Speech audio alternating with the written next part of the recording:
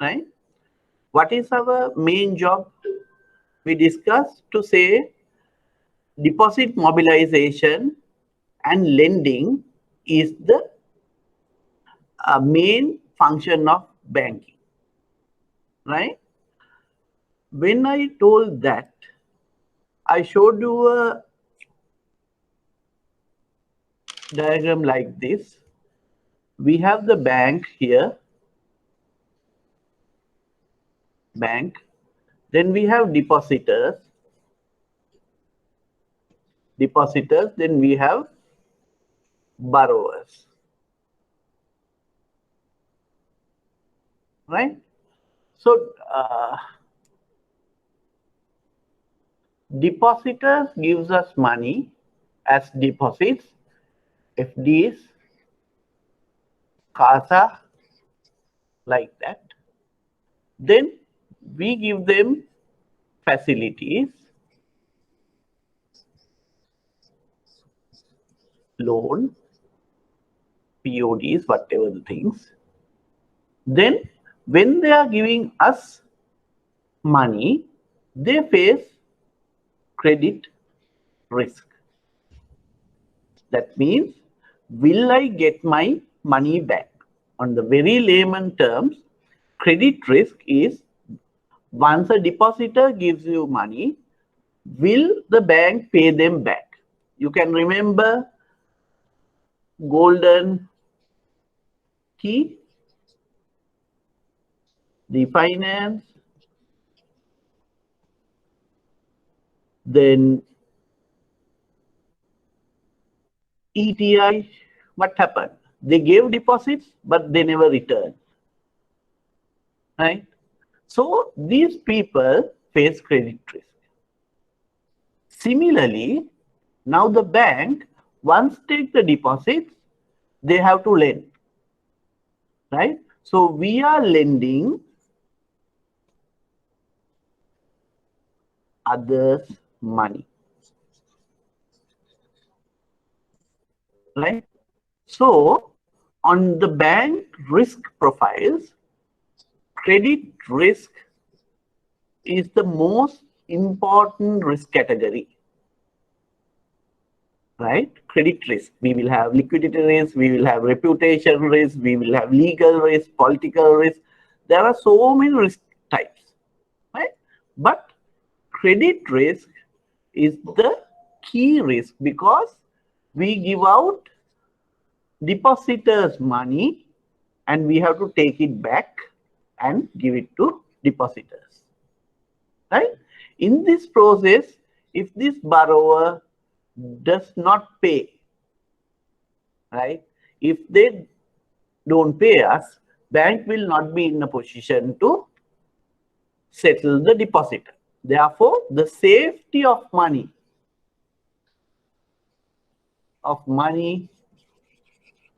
is the key most important principle in lending. You can remember we discussed this last week, right?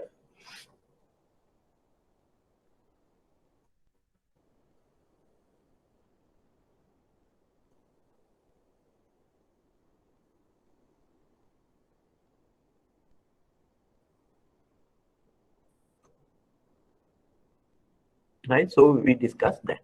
So we have to have proper guidelines for credit operations of the bank, right?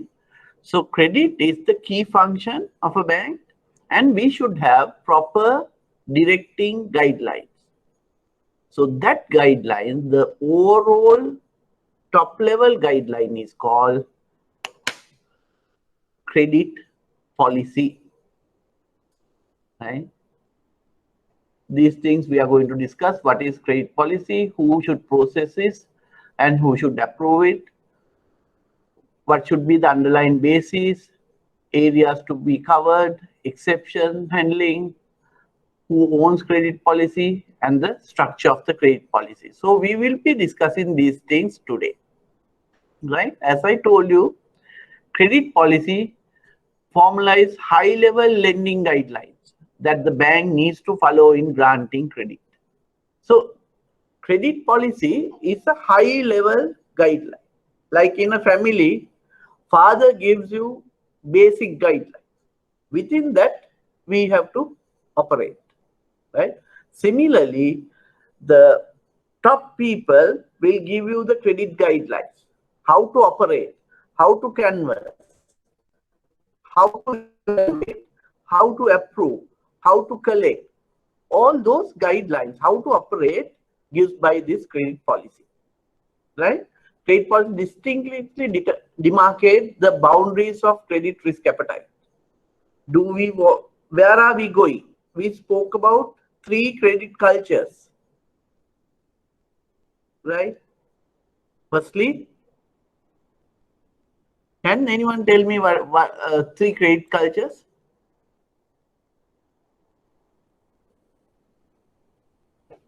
We discussed credit cultures last week. Can someone tell me one type of culture?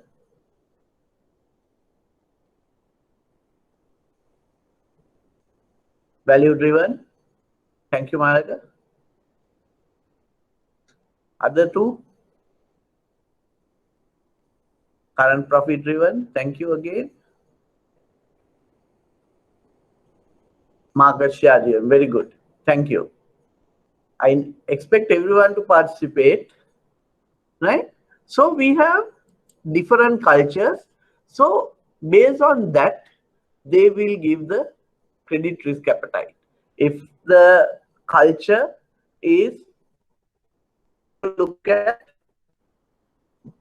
very good credit only, then all the processes will be tightened, right? If it is profit driven, processes will be lightened on the credit policy. Otherwise you can't, because that is the main guideline on lending. Strategic direction to lend fund, lending function, right? So I will draw the diagram again. It is like this. If you take the,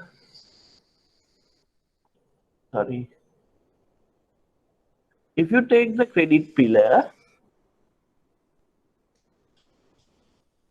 okay, you have what? Origination.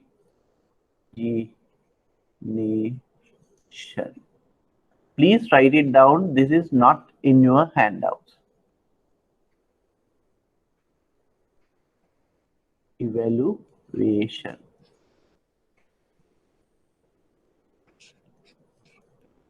Approval.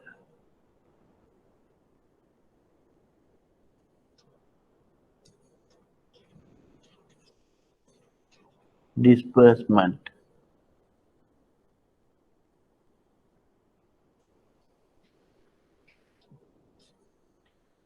Portfolio management.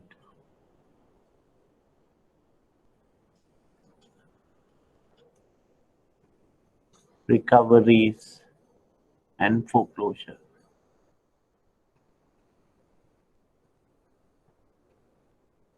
Foreclosure, right? You may not be able to read my handwriting very properly, right? Origination, this is origination, this is evaluation, this approval, disbursement, this portfolio management, recoveries and foreclosure, right? This, you bring in a customer, this is the time you enter the customer to the bank, and this is the time we get our money back, right?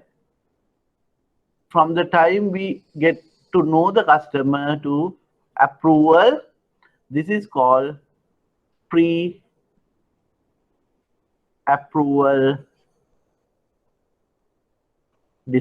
monitoring.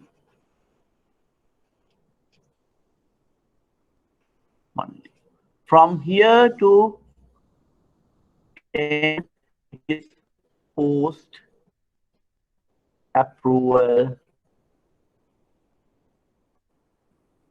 monitoring, right? Credit documentation is the entire process. From the visit report to the final release of documents, it is the credit documentation. So this line is credit documentation.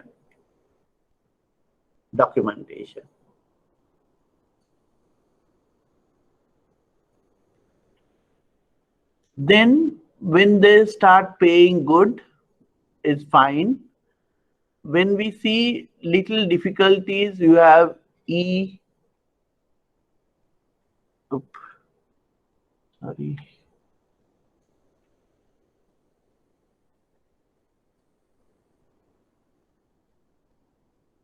right? So then you have early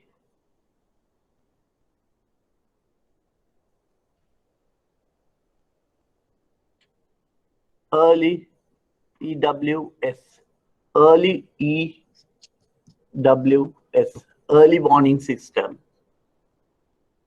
right? From approval, you have credit administration unit or credit administration function, right? CAU function. Okay. So from approval, then offer letter preparation, that is commitment, then disbursement, then portfolio monitoring work, recoveries, everything goes under credit administration function. So it starts from here to this side, right? Then here we have something called CRD, credit review. This is part of the risk department, but this is prior to approval. Therefore, these people try to put the credit to perspective. That means if we are giving a wrong credit, they will tell us, no, you should give this kind of credit. You should not touch this sector. Like that, they will try to correct us. So that is called CRD, Credit Review Division. Then after disbursement, we have something called LRM, Loan Review Mechanism. LRM, Loan Review Mechanism. That is to correct the approvers. They will check all your approvals and say you are wrong. You have taken wrong decision. You have ignored the crib status. You have not looked at this. Similarly, they will pinpoint the approver's mistakes. CRD, they will tell you, okay, don't do this, we will do like this. But LRM will say, no, you have done this wrong. Right? So it is harder version. So this is the credit process. So all these processes are covered and directed by an umbrella. Okay. This overall umbrella is called credit policy. Right? Overall umbrella is called credit policy.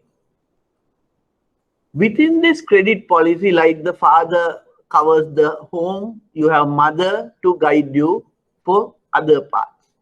So you have segment policies, SME segment products, retail. Then you have wholesale banking.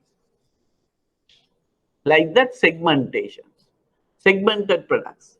Then within that, you have product-wise policies, right? You have product-wise policies like leasing guidelines, term loan guidelines, like that. You have product. So credit policy can have sub policies segment-wise or product-wise. So these are top level guidelines to direct the credit, right? This is the overall picture of credit policy. Okay. Now,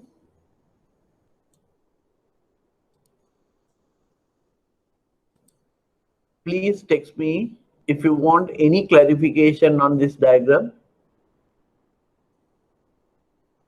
or if you are not clear up to the point I just stopped. So what is the stand for CRD? CRD is Credit Review Division. Credit Review Division, that's the credit review. It is a part of the risk department, but that is prior to approval. So money has not gone out. So they will try to put the credit into perspective. Right? Make a karannepa, make a karanna, like that. They will try to correct you. Is it clear? Thank you, sir.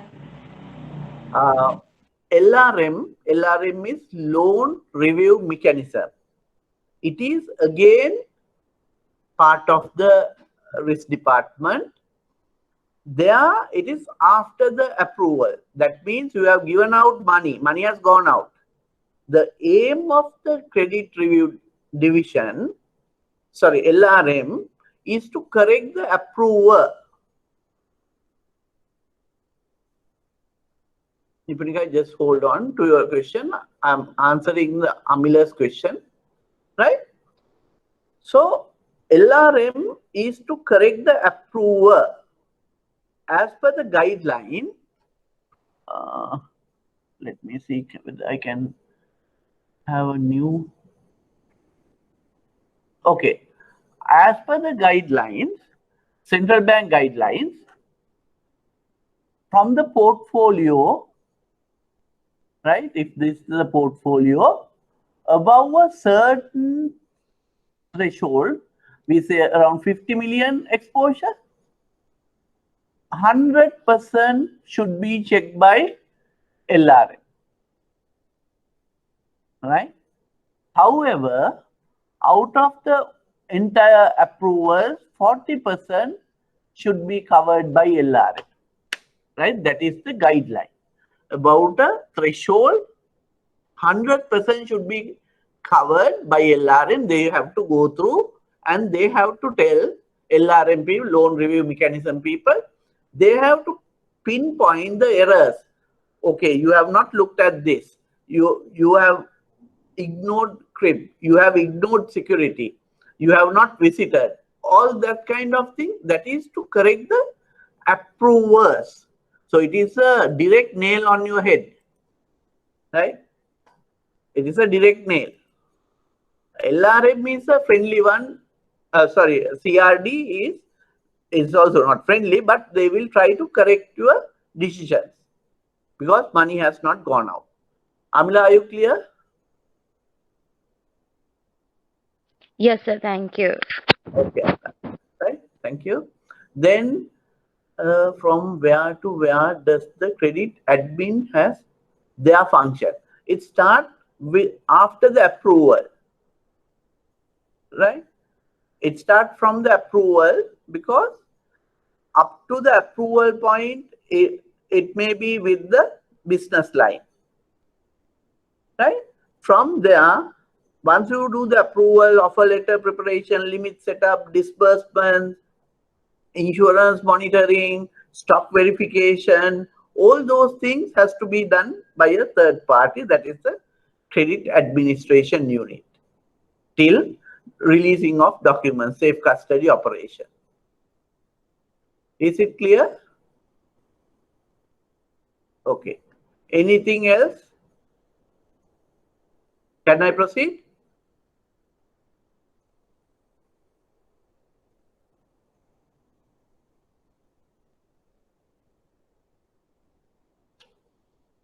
So I take it as okay. I'm going to proceed now. Right? Okay. Who should process it and who should propose it and who should approve it? proposal has to be, the preparation has to be done by the management.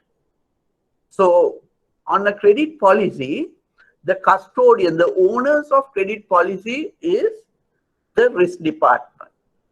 But risk department can't prepare a credit policy alone. They have to prepare the credit policy in conjunction with all the business units and operational units, right? So risk department will be the custodian of credit policy, but management, the entire management is responsible for the preparation of credit policy. Though they prepare, approval has to be done by the board of directors. Therefore, the owners of credit policy would be the board of directors. So if something goes wrong on your credit, regulator, that is the central bank, will catch hold of the board of directors because they have approved a policy which is wrong, which has given wrong direction. That's called agency theory. They have subcontracted to us. We are just the actors of a drama directed by the directors of the bank, right? So preparation of the credit policy has to be done by the management, consultation of all the management by the credit department, because they are the custodian of credit policy. Approval will be done by the board of directors only, and so they are the owners of credit policy. If something goes wrong, their neck will go out first from the regulator, right? That's credit policy. Owns it. The people who are in the business lines should not formulate the policy, but they should assist the risk department. Document, framework document, control document, right? It shows the broader boundaries. So owned by risk management, so they are the custodian. Risk should not formulate in isolation. You will never be able to approve a facility if risk alone decide. Say, as lenders or the credit people, our job is to lend good credit. But for the risk people, their job is to collect money, save money, safety of money. So always they try to put all the restrictions to avoid NPLs. But for the business line, if you have to follow entire thing, which they will give without consulting you, business lines will not be able to lend, right? So the credit policy has to be prepared by the risk department with the consultation of the business line. These are the points or underlying bases for preparation of credit policy. Capital position of the bank, right? What is that?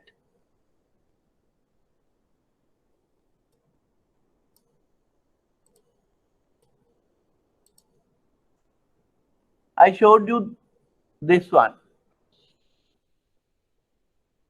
I showed you this one last week.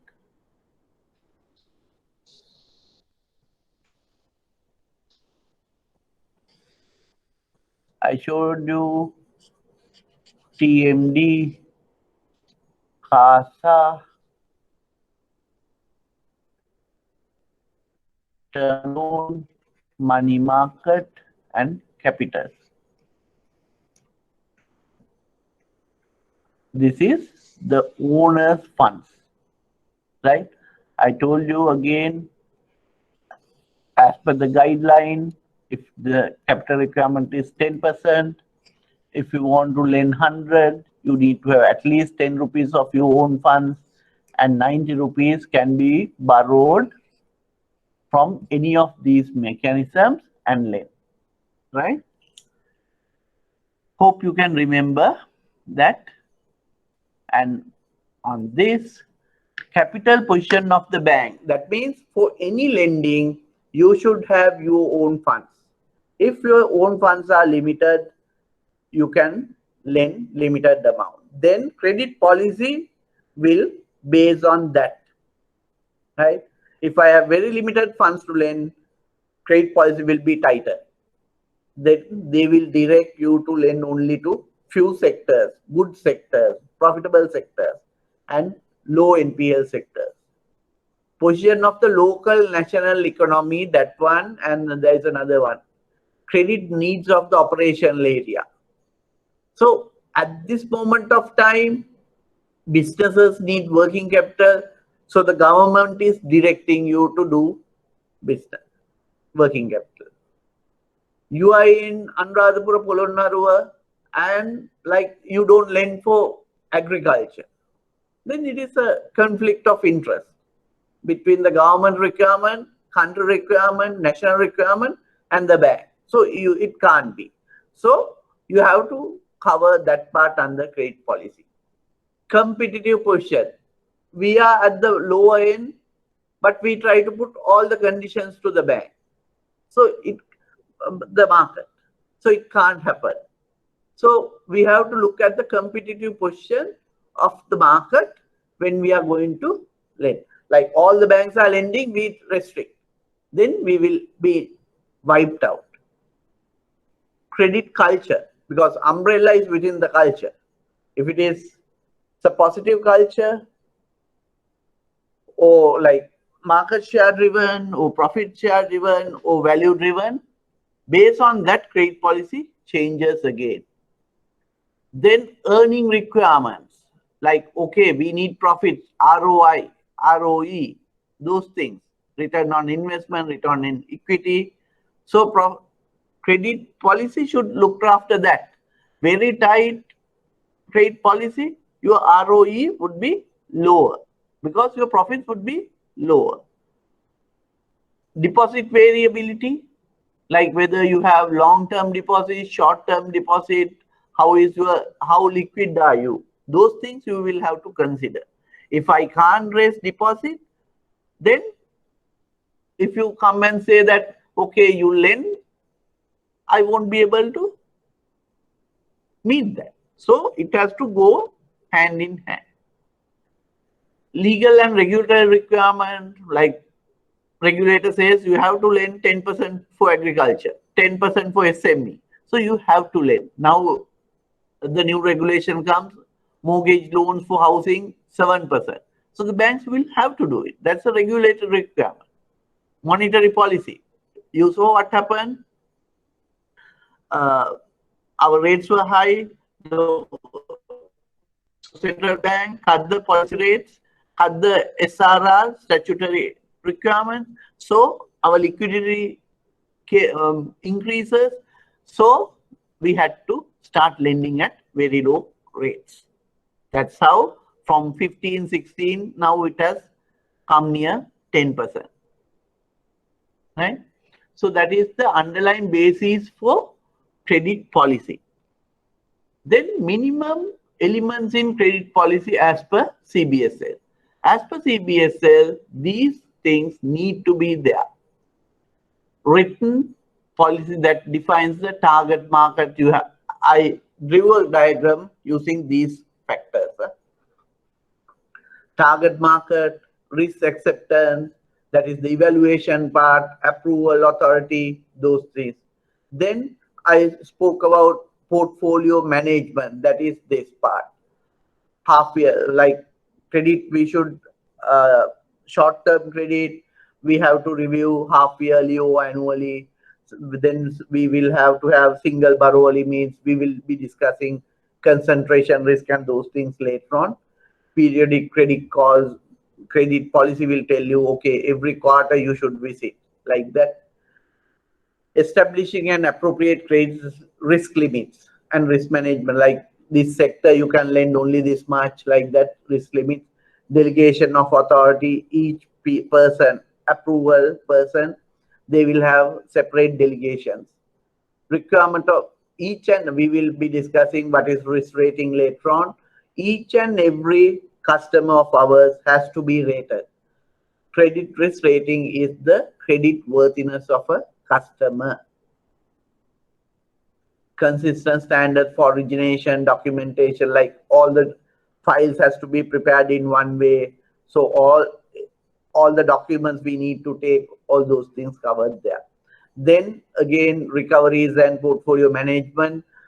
We discuss about EWS, early warning signals, then NPL management, those things you have to look at under this. Then credit risk limits by obligo, concentration, industry, those things like that. Then then there was another thing. Provisioning comes under credit policy. Then the proper MIS. We need to have a proper MIS in order to control everything. Exceptions, normally we do very few exceptions to the credit policy. If we have taken exceptions, only the board of directors who approve the credit policy can approve those exceptions. We normally don't violate credit policy. But if we need to, we have to go to the board of directors and get the approval. But there are no go things, there are no exception things like pornography funding, arms funding, those things, drugs smuggling, human smuggling, those things are no exceptions. You can't look at it. However, how much is your profitability, no matter, you can't look at those kind of things, right? So those are non-exceptions.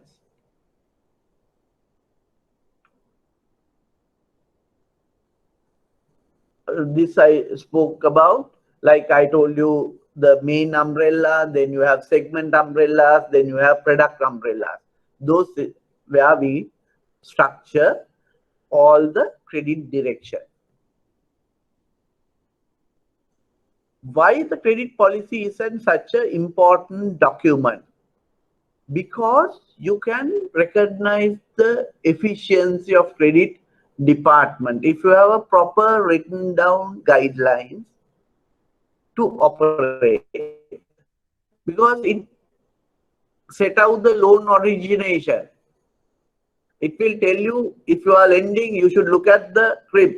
If it is red, you should not look at, right? Like that, it will give you the process. These sectors you should not touch. This is the amount we can lend. All those things. Loan origination, granting process. When you are evaluating, these are the areas you have to look at. Those things it will give you. Improve the internal communication. So everyone knows what is his job role is. Then I will not try to do the other's job. Then it clarifies the work of credit and sales. Normally sales people come and tell credit how to work. So if you have a clear policy, they can't do that. Set out the steps that need to take to mitigate risk, minimize the losses to the bank.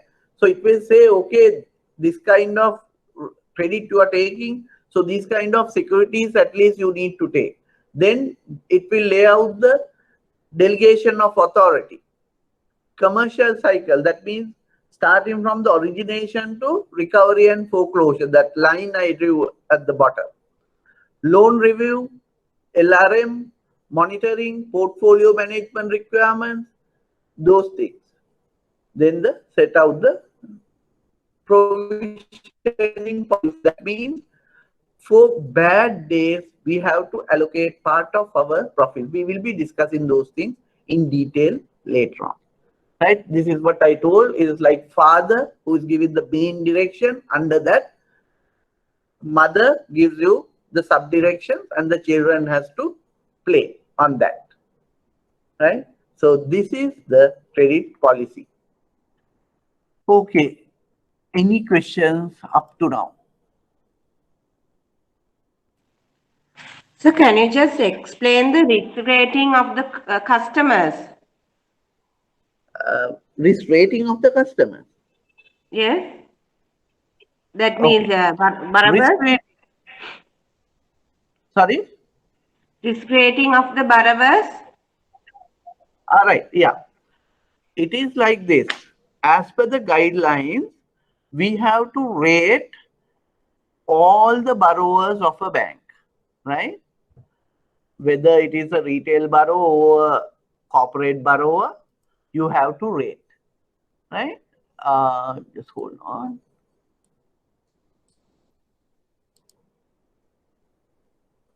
So this risk rating, internal risk ratings, gives you only the credit worthiness based on quantitative and qualitative factors.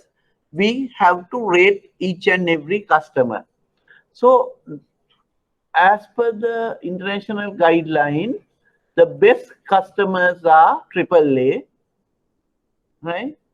Then we have BBB. Then we have default. This is called investment grade. That is good for long-term lending. This is called speculative grades, right? They are with a risk but good, okay for short-term lending. This is default, which we should never touch, right? So this is the international rating scheme. From this, we derive the internal rating,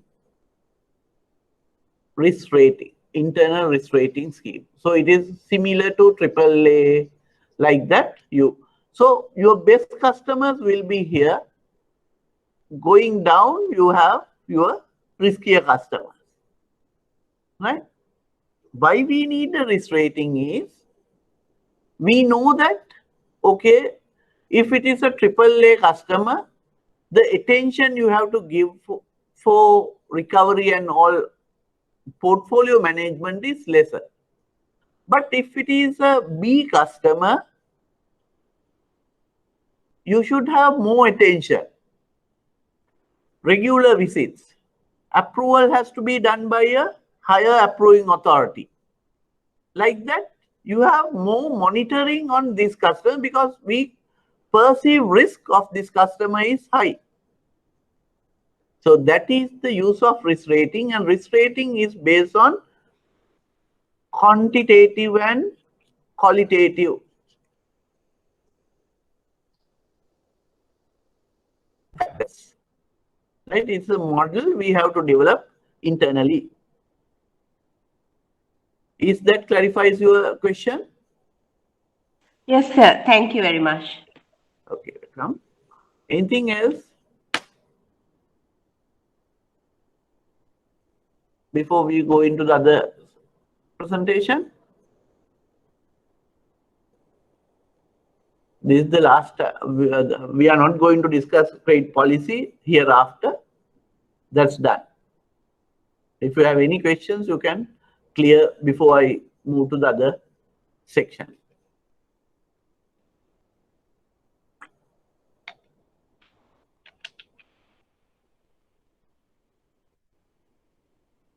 Okay, then since no question,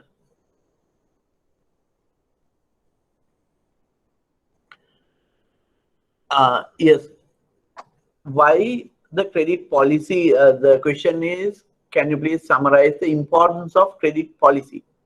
Credit policy is the overall guidelines of lending operation, right? It starts from the origination, how to originate the customer, to the getting our money back. That is the recovery and foreclosure and all. So the entire credit process is controlled by this overflowing umbrella. That is the credit policy, which gives you the broader direction of how to operate. So it clarifies your direction, it clarifies the operational activities of different departments. It clarifies the risk appetite of the bank, right? Therefore, good communication happens, safety of money happens, everyone knows their job role, so efficiency improves, and the guiding of the bank towards the objective happens from credit policy, right? Hope that clarifies your question, Nikita. Is it clear, or you want more explanation?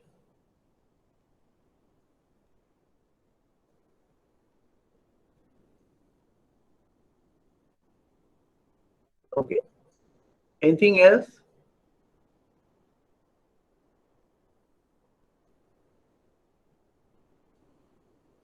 Ask questions. See, you are at an advantage. If you are in a class, everyone sees your face, so you sometimes you feel shy to ask questions, right? But here no one sees you. You can ask any question. Only problem I have to answer, right? So I'm ready to answer you any question.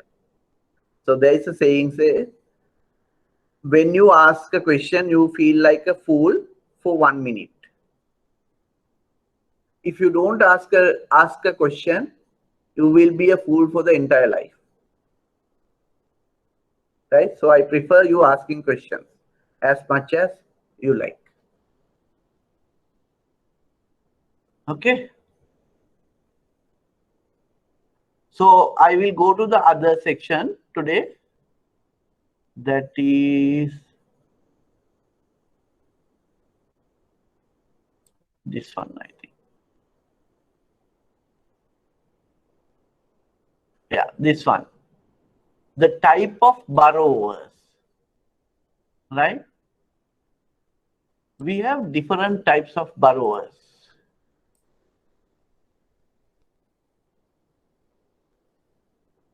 Right? If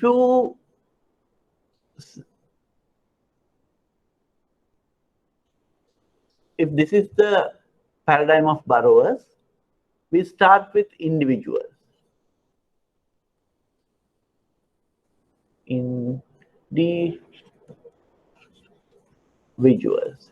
Like as Indika Kudagamage, I come to a bank to borrow money. Right? Borrowing is for two purposes.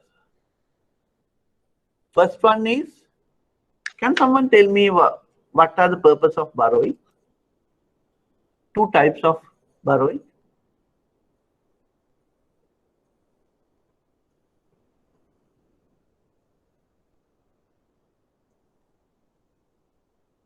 Last time we discussed. I want answers 50% of the class always.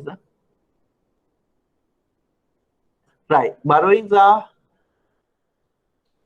consumption borrowings and the commercial borrowings. Consumption lending or commercial lending. Consumption lending is once you borrowed money and purchase something, this is to purchase something or do something. It will not generate any money. It has consumed. You construct a house, the money has consumed and no money generation. But commercial borrowings, once we give money, the ultimate aim is to regenerate money, right? So individual borrowers will borrow for both of them. This. If it is for consumption borrowing, we term it as retail borrowing. Then we will look at his salary. So it is non-cash flow.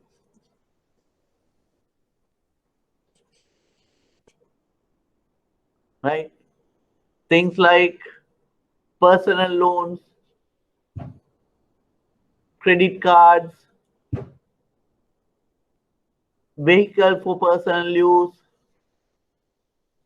all those things goes under individual. So individual borrowing has two folds. Consumption borrowing, so it is going behind the salary and all personal things, retail side. Then the other one would be business. As Indika Kudagamage, I can borrow for my grocery shop. I come to the bank, I'm Indika Kudagamage, this is my NIC, I want to borrow. So I'm responsible and I'm just an individual borrowing. Right? All microcredit goes under this. So it is for the commercial purpose. We generate money. Then I can do another thing. I can register the business. Now, first time I'm registering, I say IK grocery. Right? So it is a sole proprietorship.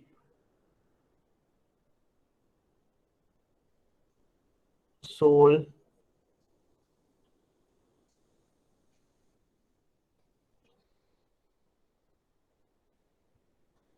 ship. So now I have a registered business. I'm the only owner of that. So there is a name and registration number. So it is called sole proprietorship. That's the first form of registration. Then we go to the second type.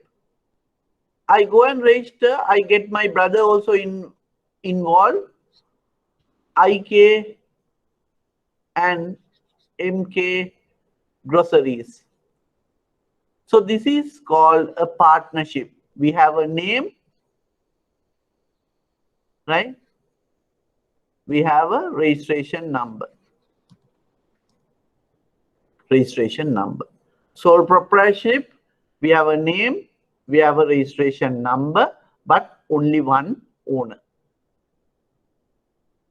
Right? Partnerships, you can have up to 20 partners. Right? So all partners are liable to all the borrowings.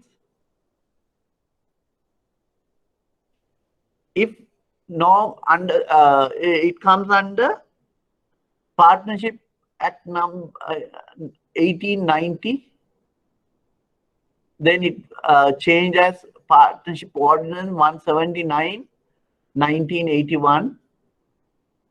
Right? So partnerships are governed by this act and ordinance. So under the partnership, you have to register. All the partners' names will appear there. But each and everyone is individually liable for the dealings of this partnership. You can have up to 20 partners,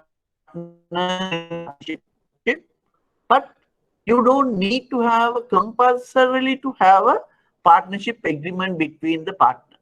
You can have a partnership with or without a partnership agreement. But on the partnership registration, all the names will appear. The law says if one partner goes and do something for the partnership on behalf of the partnership, all the partners are liable for that act. But banks normally don't take that risk. So whenever we are documenting something, we get the signature of all the partners. If you have 5 partners, each and every partner has signed our documents. Each and every partner has to get the disbursement document signed. When writing also the same, we write to all the partners. So that is called partnership. The second type of business is partnership. So though we have a registration, there is no validity for that registration. Right? We can't sue that registration because it is not a legal entity. Though you have a partnership, all the partners are liable. If one partner dies or he leaves the partnership, on his responsibility stops there. If the other partners are ready to take over the responsibility of that partner, then we can allow the partnership to perform. Otherwise, we have to close that partnership and restart a new partnership. That is the partnership. If a partner dies or resigns, this partnership business comes to a halt. Right? If the other partners are okay to take over the responsibility and move, then the same partnership can be taken to the future. Else, you have to close the partnership, start a new partnership. Right? So that is partnership.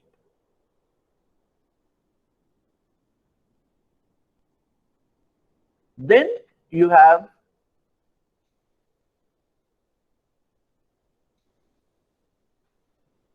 limited liability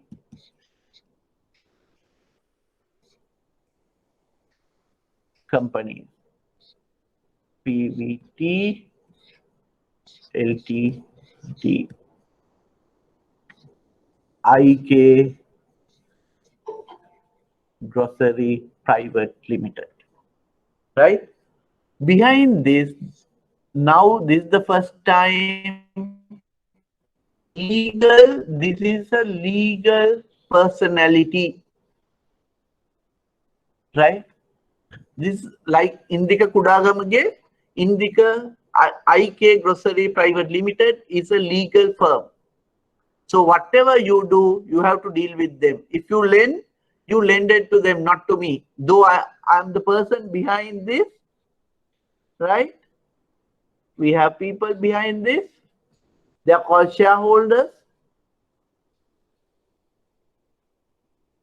Then the management people are directors.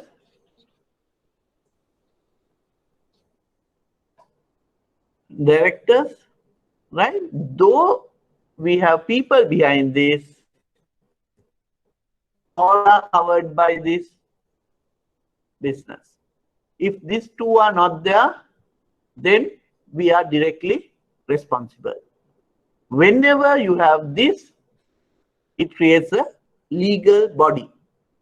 So that is a legal personality. Shareholders who puts money to start this business are not 100% responsible.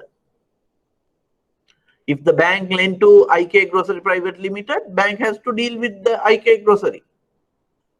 They are just acting on behalf of the company. Right? Act number 7 of 2007 is the latest Companies Act. Act number 7 of 2007. So all the guidelines are through this act. Right? So communication from the company to the bank happens through board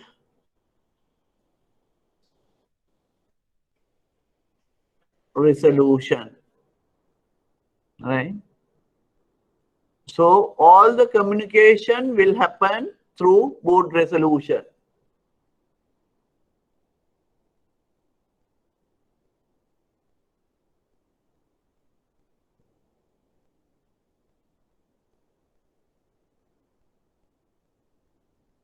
Right? So all communication will happen from the board resolution. On the board resolution, 2 directors or 1 director plus secretary has to sign, witnessing the approved, like all the borrowings and everything has to be discussed and approved at the board meeting, and 2 directors have to sign and give us a board resolution. Here you have a embossed seal, right? That is the signature of this personality, legal personality.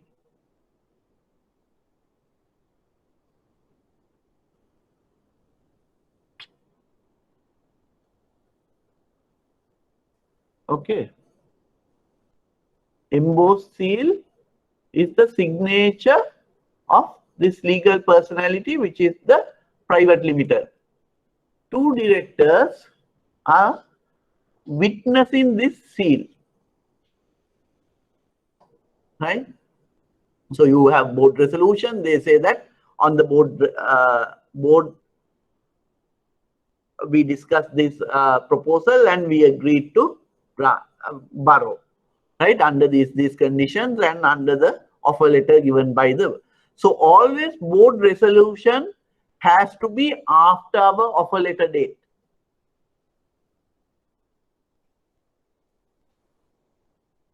Right? It has to be after the offer letter date. Right? Then embossed seal has to be there. Two directors or director and a secretary has to be there.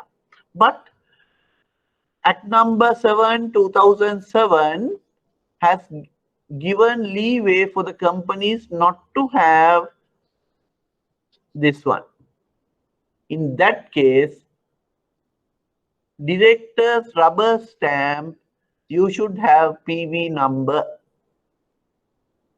Right? When you don't have this, you should have rubber stamp with director position and the company PV number has to be there. Then again under this, we can have just one director, sole director companies. In that scenario, normally banks get the director's signature and the secretary's signature, because then secretary will clarify the or clarify and verify both the signature of the director. Right? So this is called limited liability. It is a legal personality. So whenever you are dealing with this, you have to deal with the company, not the directors or shareholders. If you want to catch hold of directors or shareholders, you have to take their personal guarantees. Otherwise, if the company does not pay the bank, you can't go to the directors or the shareholders, right? Because it is the company's matters. We are just employees there, right? We have a shield. That's our liability is limited. That's why we call limited liability, right? As the management of the company, we are liable to pay, but we are not personally liable. If you want to take our personal liability, you have to take the personal guarantee, right? So this is limited liability. Now,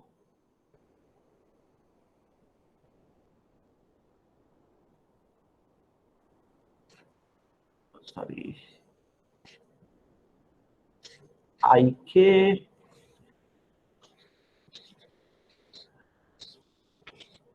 private limit, right? This is the limited liability. So whatever the dealings we do, we give lend to this company, those documents has to be registered with Register of Companies, ROC, within 21 days of execution, right? Otherwise, if you go for liquidation, companies, the Register of Companies will say, we don't know, so we can't do anything, right? Therefore, whatever the dealings we do, lending we do to the company, we have to go and register their signed bonds and everything with the Register of Companies within 21 days from execution, right? So these are private limited liability.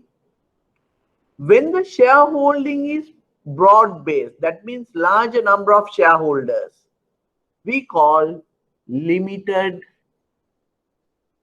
company. IK Grocery Limited. Then it is IK Grocery Limited, right?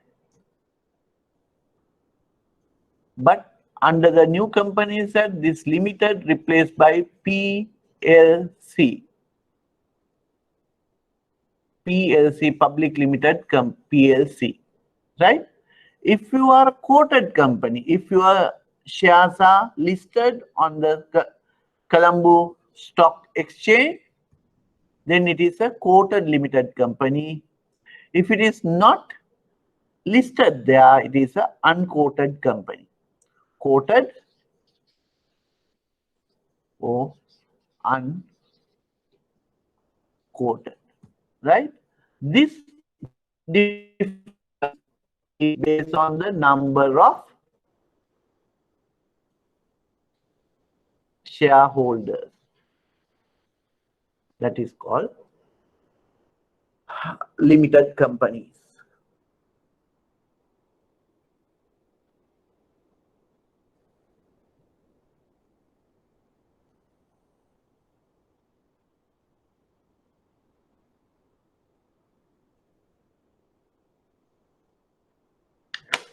So this is the handout. Personal customers or purchasing, consume, one person customer, granting person loans. Basically looked at the cash flows, that's the salary. Then we go to sole proprietorship. Though you are you have a registration, you are liable for your own business. Partnership, you have different maximum 20 partners. This is what I told. France is governed by Partnership Act of 1890, amended by Ordinance 179 by 91. So you are liable. So I tell you this one. The description of the partner says MS Albert, Wilbert, and Norbert carried on the business under the name of style of partnership, right? Then we discuss about the limited liability company, right? Limited liability Act number 7, and limited liability company will not be dissolved. Okay, that part I didn't tell you. Like a shareholder or director dies, company will operate smoothly. You don't need to close the company. But in a partnership, if a partner dies, you have to close the company. You can't do anything, right? So that is the main difference. Why? Because limited liability company is a legal entity by itself. Partnership is not similar legal entity. Whatever happens in the partnership, all the partners are liable. There is no shield. Then there was ultra-virus clause. Yeah. Prior to number 7, 2007, on the memorandum and articles, you have to mention the objective of the business, the company. If it says property development, banks can lend only for that. But under number 7 and 2007, that part is silent. So you don't need to have the objective in line with the borrowing purpose. So that clause is called ultra various clause, right? This one. Okay, so that is silent, so you can lend without bothering much about the objective. Then public companies limited PLC.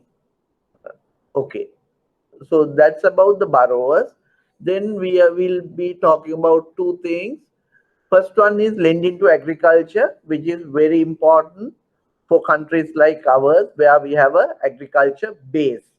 Though we try to ignore that, we have a agriculture. 70% of the population still depends on agriculture indirectly or indirectly, directly or indirectly, right? But the problem is the banks are very reluctant to lend to agriculture.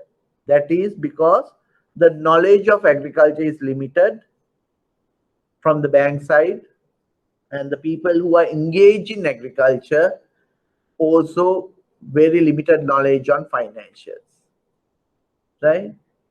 So those people access to finance is limited there. Basically, our agriculture economy is very poor in this country. The crop harvest per square meter is very low in our country. And that is the problem. We have to have economies working on that, which still we are lacking behind. Right? Countries like Israel, the crop harvest they take per square feet is much higher than what we take. So those are techniques we need to improve, not the fertilizer. But we think that you put fertilizer, we will get harvest. No. Basically, by putting fertilizer, we are trying to kill ourselves. Right? When I was young, when I was in school, but the education system taught us why our harvest is low. We are not using chemical fertilizer. Those days we were using mainly the organic fertilizer. Coming back today, we are again talking about organic fertilizer. So the life is a cycle. We comes back again. Right? Have you seen the ad in Facebook? Like earlier, when we were not very educated and all those things, we used to give our thumbprint as our signature. Then education and everything, we start signing. Now, again, we are going back to thumbprint with the digital engagement from signature to this. So world is round, so the life comes back again. It is a cycle, right? Agriculture sector, we need to improve this, but we have a lot of problems. Their knowledge level of banking and our knowledge level on agriculture.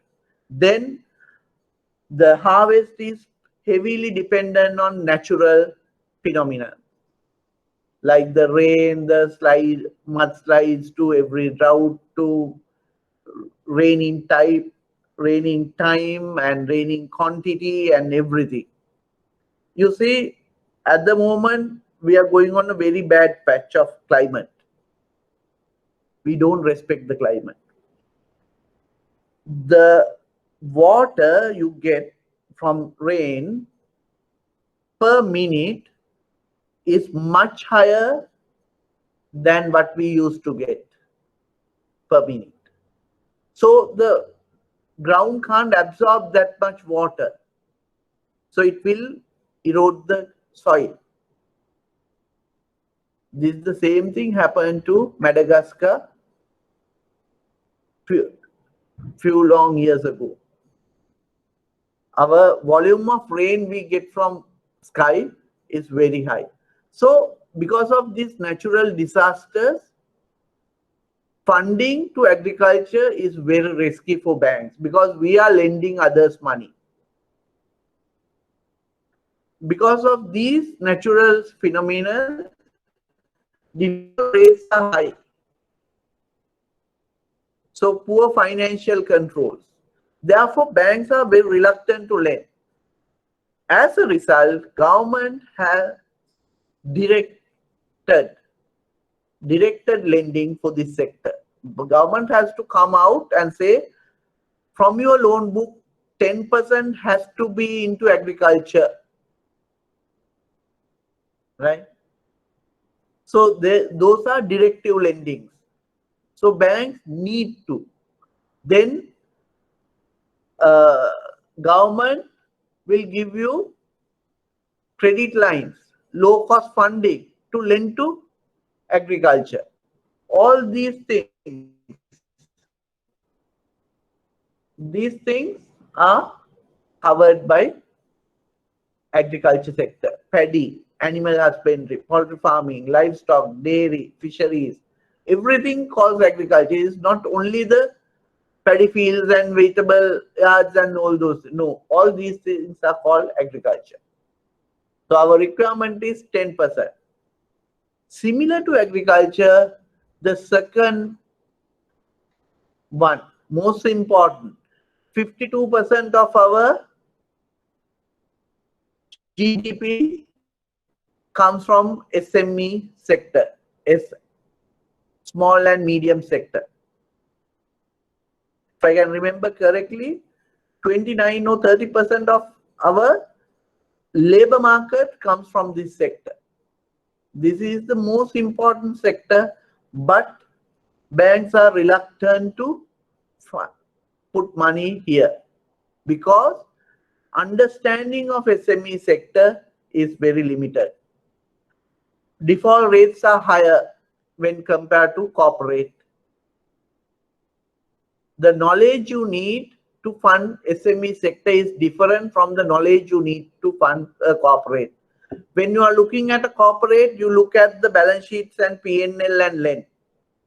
Whereas SMEs, you can't have because they don't have proper financial information. That is one of the key most problems. We can't identify the business model of SMEs. So we have to have expertise for SME lending, right? Project visit is a key most important thing on SME lending. So again, government has come out and given directive lending for SME sector, which is 10% of your balance sheet. Then we will come to refinance and credit guarantees. It's like this.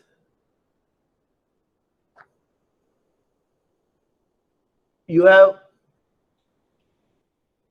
CBSL, you have banks, you have borrowers. Then you have donor agencies. This is Sri Lanka. This side is Sri Lanka, right? So these donor agencies give government of Sri Lanka money.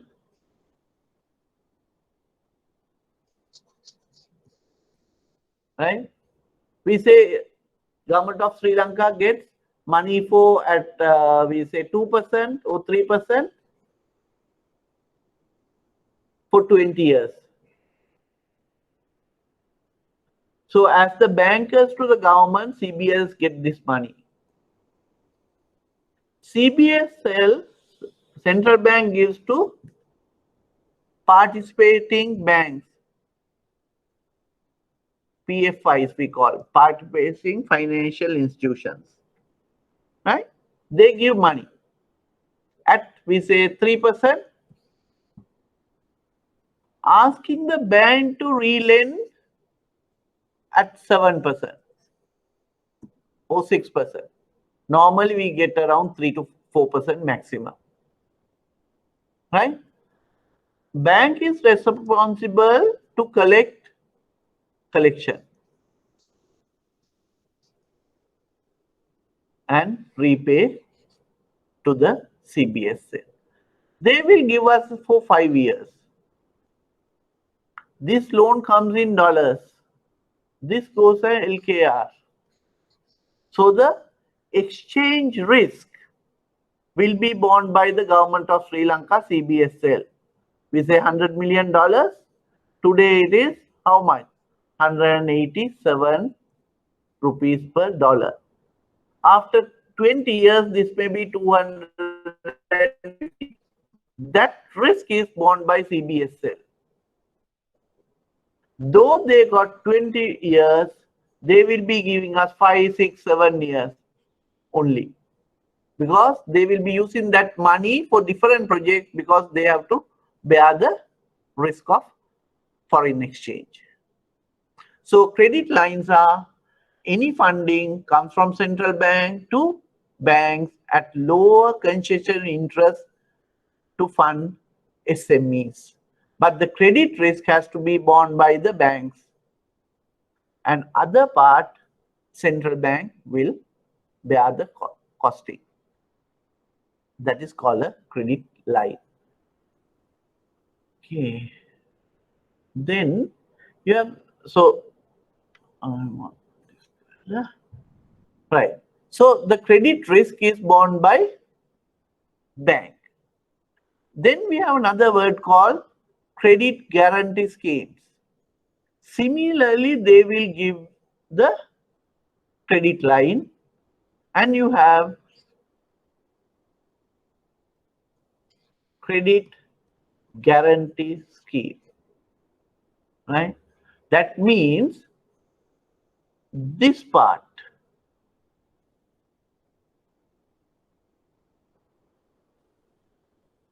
we have to pay to central bank, but if we can't collect this, you don't need to pay this, right? That is the credit guarantee. I'll put it this way. So central bank gives us money to lend to SMEs, and they offer credit guarantee schemes where banks pay a small nominal fee, 1% or something, 0.5% or something, and take this is like an insurance. Credit risk lies with banks. If somehow these people won't pay, then we can call on this guarantee and not pay central bank. Right? That is called credit guarantee. In case of a default, on the earlier side, whether the borrower paid or not, bank has to repay. If you have a credit guarantee scheme, if the borrower does not pay, you don't need to pay the central bank. That is called credit guarantee scheme, right? Credit line is low cost funding. CBSL will give it to the banks, and bank in turn gives at a concession rate to the borrowers, collect and repay. That is called credit line. Then recently onward, we have something called interest subsidiary schemes. That means central bank is not giving money, no cash, right? But central bank will direct the banks to lend to SMEs at a concessionary rate of 7%. We say, right? And CBSL will refund another 4% interest. So basically, bank is earning 7% from the customer and 4% from the central bank. So it is 11% is our lending rate, right? So you are above the cost of funds. So earlier, central bank used to give us money to relend at a concession rate. Now under interest subsidiary schemes, again a credit line type, but their central bank is not giving us money. They will give you direction to lend to this sector at lower cost. So using bank's money, their bank has to lend to the SMEs, and central bank will reimburse you some part of your profits. So you lend to SMEs and claim 4% or whatever the amount from central bank. So borrower pays you 7% and central bank pays you 4%. So basically your on lending rate is 11%. Like that, that is called interest subsidiary scheme. So this is that. This part is refinance and credit guarantee schemes. That covers the second part of my lecture today. Is it clear? Anywhere I want to re-clarify.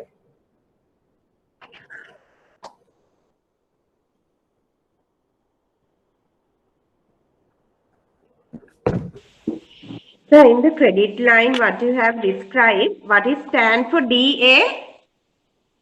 DA, Yeah. that is credit policy you're talking about? No, the credit line, once we give loans to SME, you describe there is a DA Just hold on. for 20 years. Donor agencies. This is donor agencies. Right, ADB, IFC, International Financial, which is the arm of World Bank. This one, right? Asian Development Bank. Asian Development Bank, IFC, International Financial Corporation, which is the private arm of World Bank, right? Right, thank you, sir. Okay. Anything else where you want any clarification? Okay, credit guarantee scheme. I will explain again.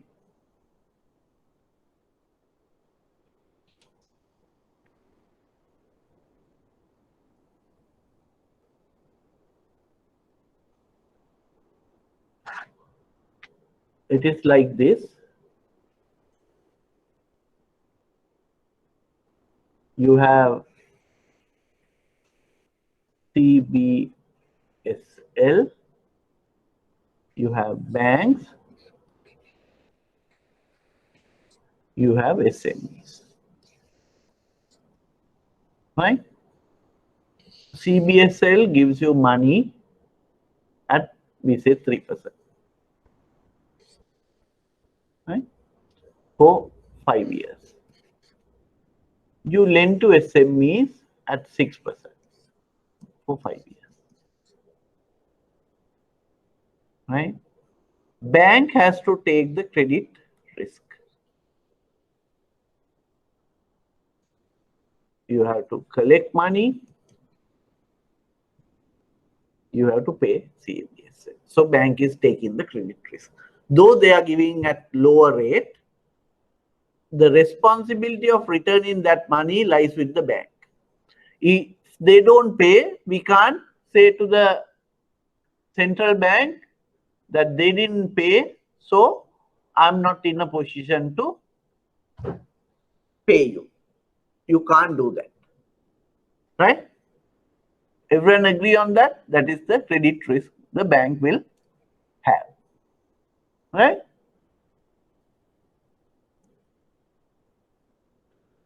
So we have another thing called credit guarantee scheme. This is some sort of an insurance like, right? Bank will have to pay central bank credit guarantee scheme premium, say 0.5% of portfolio, 1% of portfolio.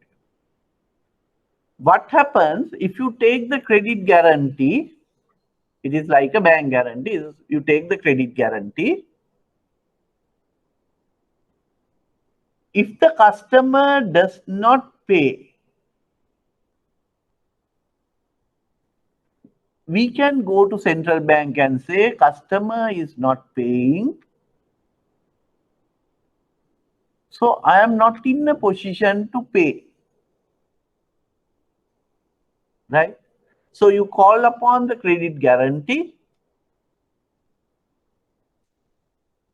and collect your money, right? It is a guarantee that if the customer does not pay the bank, bank does not have to pay the central bank. In order to get that guarantee, you pay this, right? That is called a credit guarantee. In a default situation, bank will be safe from this credit risk, right? They are not paying the bank, so bank is not in a position to pay. That position covered by credit guarantee scheme. Amali, is it clear?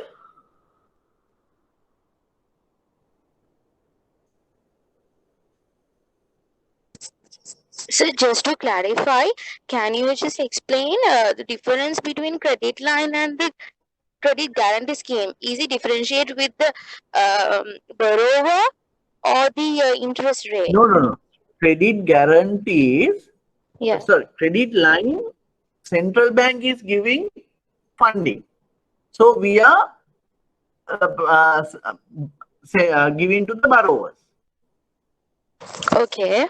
Central bank gives us 100 million to lend to the IT sector at 4%, right? Right. So it is low cost funding given to the banks to lend. But bank has the responsibility to collect from the borrowers and repay the central bank. If the borrower does not repay, still the banks are liable to pay. That is a credit scheme. There, central bank is giving us only the low cost funds. It is another borrowing from central bank at a lower cost. අපි 104ට central banking අරගෙන 6ට T sector එකට ගෙවනවා. හැබැයි T sector එක අපිට ගෙව්වේ නැත්නම් බැංකුව තමයි responsible to pay the central bank. That is a credit scheme, right? Refinancing scheme. It is low cost funding to the borrowers, right? Credit guarantees, similar way we get the money, but we take an insurance from the central bank to say if the borrower does not pay, we are not in a position to pay you. In order to get that benefit, we pay 1% or 0.5% addition to our normal interest. අපි හිතමු 100 million you take from central bank and lend 100 million. For that 100 million portfolio, we pay 1% commission to the central bank to get the insurance. Credit guarantee. It is similar to an insurance. That is the easiest way to understand. You pay insurance premium for the vehicle. If something happens, insurance company will pay to the garage the damage. I don't have to pocket out my money. Similarly, under credit lines, if the customer does not pay, I have to pay central bank. If I take a credit guarantee, if the customer does not pay, I don't need to pay the central bank. It is like an insurance. Is it clear now? Yes, sir. Thank you. Thank you so much. Okay. Now, anything else? Anyone else?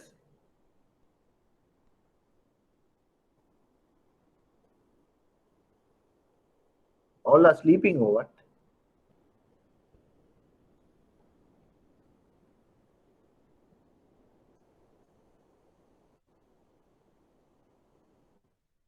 Any more questions before I'm moving to the section 3?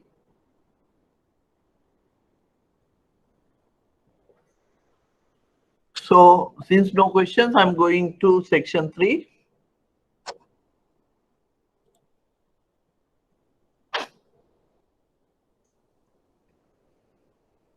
Different type of credits and advances, right?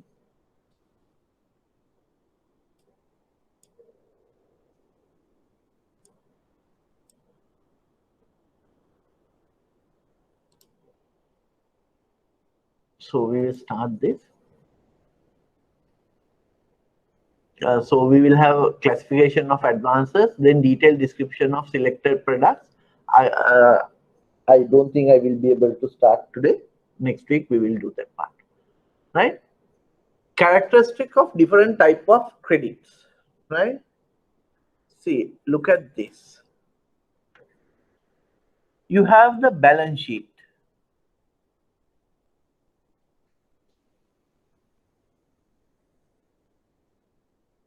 You have fixed assets.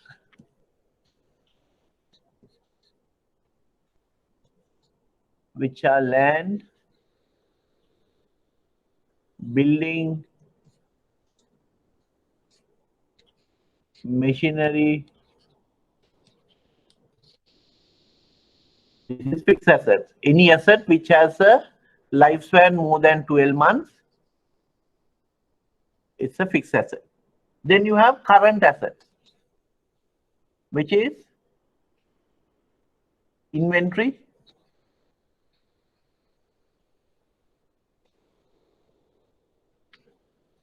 debtors, all those things, right? So any asset which has less than 12 months lifetime, which can be converted to cash within 12 months, they are classified as current assets. So it is current assets. So based on the similar lifespan of the assets, the type of lending we do differ. Lending differ. Any long-term asset has to be financed by long-term credit. That means long-term assets like land, building, machinery, equipment, vehicle, like that, which can be used for more than 12 months, has to be funded by facilities which are repaid over more than 12 months. So they are called term credit. Right? Then when you are talking about the current assets, which has a lifespan less than 12 months, normally we finance that kind of asset with short-term lending. 3 months, 4 months, 5 months, 1 month, like that, short-term lending.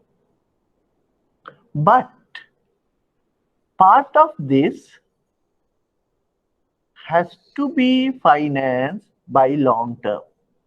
So that is called permanent working capital, has to be financed by long-term funding.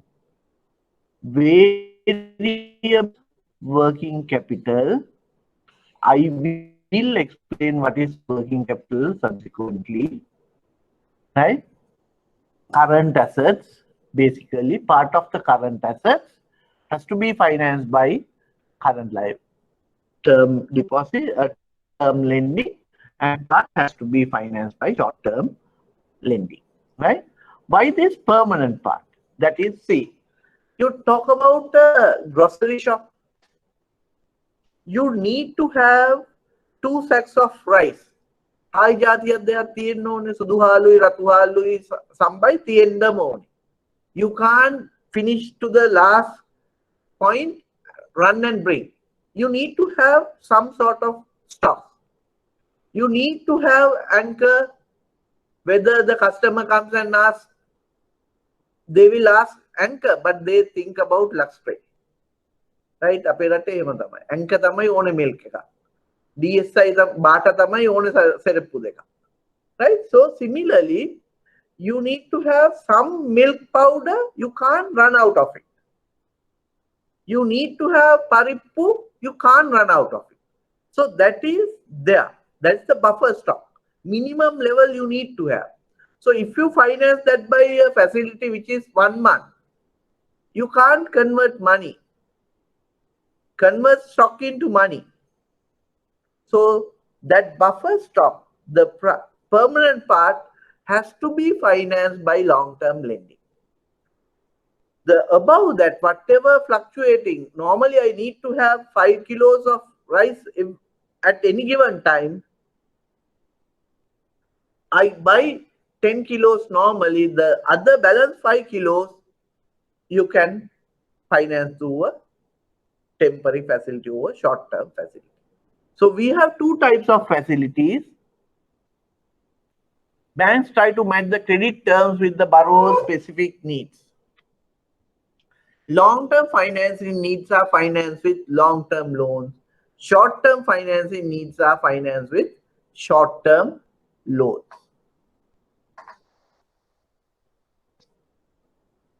Right. Then we have this one. Then we have two types of advances. Direct advances and indirect advances. Direct facilities and indirect. Direct facilities we call direct or on-balance sheet facilities. Indirect facilities we call indirect, contingent facilities or off-balance sheet facilities. Two types. Direct facilities are the facilities once granted, money goes out of the bank. Once granted, money goes out of the bank. It affects the cash flow of the bank. It generates interest income to the bank, like housing loans, leasing, PODs, credit cards. Once you grant it to the customer, he can use at any time. They don't have to ask you. You grant it, they will take out the money. So that kind of facilities are called direct facilities, where direct advances bank cash flows out and affect the liquidity of the bank. Money goes out of the bank as soon as you grant a direct facility. Indirect facility, there you are not giving out money. You take a liability or responsibility in case of on behalf of a customer, saying that in case of a default of this customer performing the promise of payment over operation, we will take the liability. We will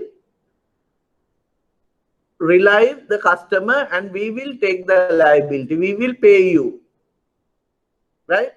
But till the time the customer does not dishonor the payment, I'm not giving you money. That kind of taking the responsibility only products are called indirect facilities or off-balance sheet facilities or contingent facilities, like bank guarantees. What happens? We say, okay, you give Mr. Pereira up to 1 million rupees goods on credit. If he does not pay, we will pay. That is the guarantee. The bank guarantees the credit given to Mr. Pereira, right? If Mr. Pereira does not pay to, we say Mr. Pereira is a DSI distributor. We guarantee DSI saying that, okay, you pay, give goods to Mr. Pereira up to 1 million. If Mr. Pereira does not pay, we will honor your payment. So that is the indirect facility. Contingent, like bank guarantees, construction guarantees, then letter of credit, LCs, all those things are contingent guarantees, right? We earn fee income for contingent products. Direct advances, loans and overdrafts. Loan is a facility where give out money and the customer needs to pay at an agreed interest rate over an agreed period of time on an agreed frequency, monthly, weekly or quarterly, like that, at an agreed interest rate, 10% or 15% or 8% interest rate. or it can be agreed amounts like EMI or reducing balance. Right? That's a loan. You give out, money takes out, and gradually they will pay. Once they repay, that is finished. Once they partly repay, they can't retake that money. Once and for all, payout. Loans. Overdrafts are the ability given to the customer to draw money over and above the credit balance of a current account. In our country, writing a check without money in the bank or an arrangement to pay is a criminal offense as per the law. Writing a check without money in the current account or without having an arrangement to pay is a criminal offense.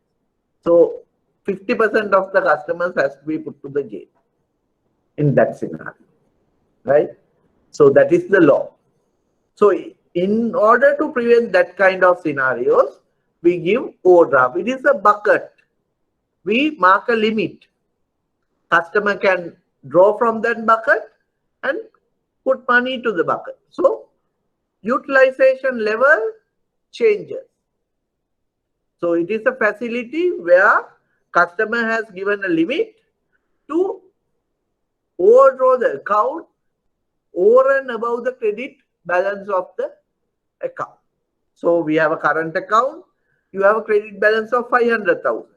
We give a POD limit of permanent overdraft limit of 500,000. So customer can take out money up to ₹1 million, 500,000 his own cash, and we have given 500,000. So when he has money, he can put that money, and after few days he can take. So we will charge interest only for the utilization only. So that kind of facility is called overdrafts. Then we have three types of overdrafts: permanent overdraft, temporary overdrafts, and casual overdraft. Permanent overdraft is a facility limit given for 12 months normally after taking security with or without security, but it is for longer period. After the period, you renew the facility after looking at the customer's performance. It will be renewed for further periods, right? Temporary overdrafts are again has to be requested by customer. That means customer has to give us a request letter. It is again a limit, but for a much shorter period, maybe 3 months, 1 month, like maximum of 3 months. They can utilize and settle and utilize that kind of. But customer has to give a in writing request for the overdraft. Then casual overdrafts are not facilities, though privileges given to the good customers. Without a request, if a customer's check comes in, manager decide to repay. Sorry, manager decide to pay. Then that kind of a facility is given for good customers only. They can't demand you have to pay. That's what happened. We have misinterpreted this casual overdrafts and temporary overdrafts. Now the customers think that they write checks and we are there to pay. No. Clearly it says this casual overdraft is given only to the best customers of the bank at the discretion of the manager. Management has the discretion to pay or not. Customer can't come and demand. If customer wants, he has to arrange prior hand. That is a temporary overdraft. Those are the types of overdraft. Indirect advances, I told, money will not flow out of the bank. Only when the customer defaulted, money will go out. So we have 3 parties involved: applicant, Mr. Pereira, my custom bank's customer; beneficiary, DSI, who is the person who is providing goods to the customer and who can claim the guarantee. person whom the guarantee is being given and who can enforce it in case of default. Mr. Pereira default DSI, DSI can come and ask for money from bank. The guarantor, the person who undertakes to discharge the obligation of the applicant. The bank will be the person who is taking the responsibility on of Mr. Pereira, the applicant. We will discharge. Short-term loans I explained. Long-term loans, it is twofold: medium-term and long-term. If the facility repayment is up to 3 years, it is a medium-term. Anything above 3 years, we call long-term facilities. Type of advance based on security. Guarantees, like you have personal guarantees. When a person is guaranteeing, it is a personal guarantee. When a business entity, the private limited company or PLC company is guaranteeing, it is a corporate guarantee. Any facility guaranteed by a personal guarantee or a corporate guarantee is called guaranteed loans. Then mortgage loans are any facility backed by a property mortgage or machinery mortgage or vehicle mortgage, something like immovable or movable. Assets which can be moved is called movable assets, which can't be moved easily called immovable assets. Pledge loans we will discuss later on, that is again backed by stocks. This we have already discussed. Type of loans based on income generation. Consumption lending, that is no regeneration of money. Once the money is utilized, that's utilized. Commercial lending, that is to regenerate money. Financing for commercial sector is to improve an existing new business and invest in anticipation of the generation of profits. It's a summary of that. So we will start from next week. From here up to now, today we discussed few things. Firstly, we discussed the credit policy. Then we went on to discuss different type of borrowers we have, starting from individual, which is twofold: personal, that is the consumption borrowing, and business borrowing, sole proprietorship, partnerships, private limited liability companies and limited companies, broad-based shareholding. Then what is the SME sector lending and agriculture lending, refinance schemes and credit guarantees we discussed. Then we came to the third section, which is which looks after type of credit. So type of credit, long-term, short-term, based on the requirement. The use of funds we segregated to long-term or short-term lending. Term lending or short-term. Term lending is medium-term and long-term. Medium-term is less than 3 years.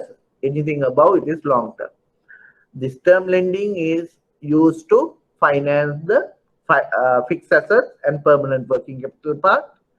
Short-term lending mainly to variable working capital part. Then we went on to say that direct advances and indirect advances.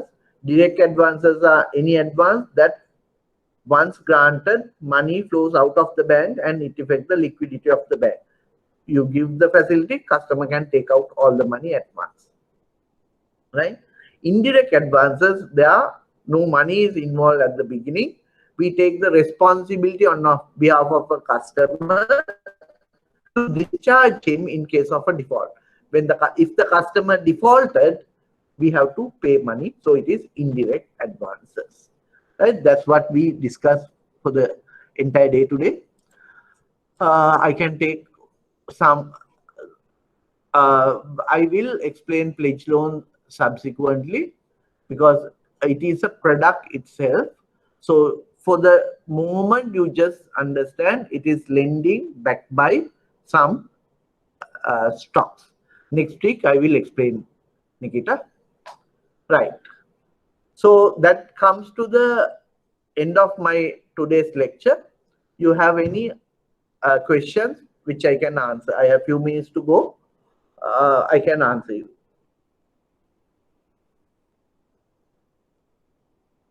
you on the mic, so you can text whatever you feel good. I'll answer.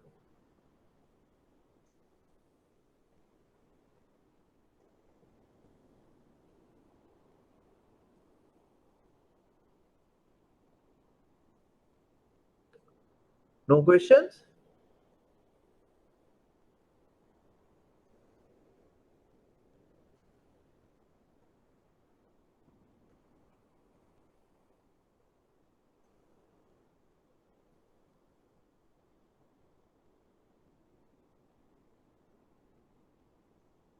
Is it okay then? I'll stop here if you don't have any questions.